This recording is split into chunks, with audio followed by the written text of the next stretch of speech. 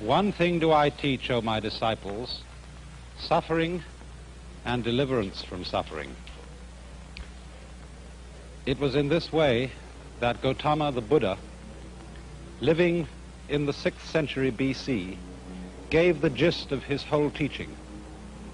And it's for this reason that many commentators and critics of Buddhism have called it a way of escape because of its tremendous concern with the problem of human pain as the fundamental problem of life and the means of deliverance from pain.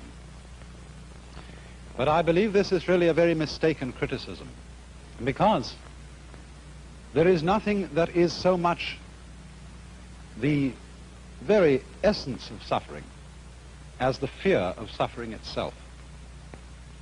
And if the doctrine of the Buddha were fundamentally based on an obsession to get rid of suffering, it would be a kind of self-contradictory vicious circle.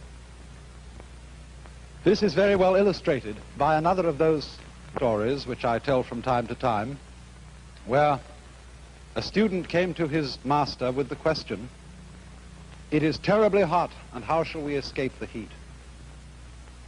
In other words, this was a symbolic question, asking about the whole problem of the heat of suffering. It is terribly hot, and how shall we escape the heat? And he answered, "Go right down to the bottom of the furnace."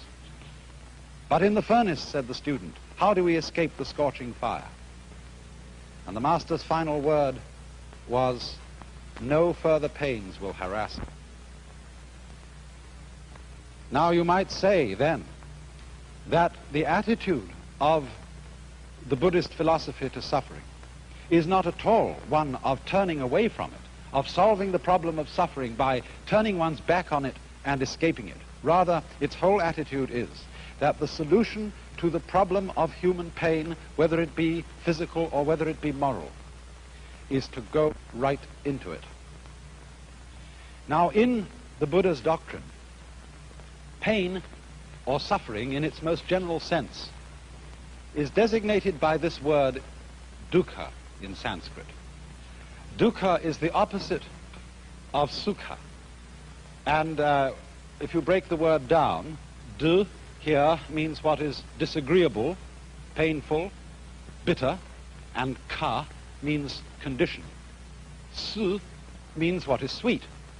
So you might say this is bitterness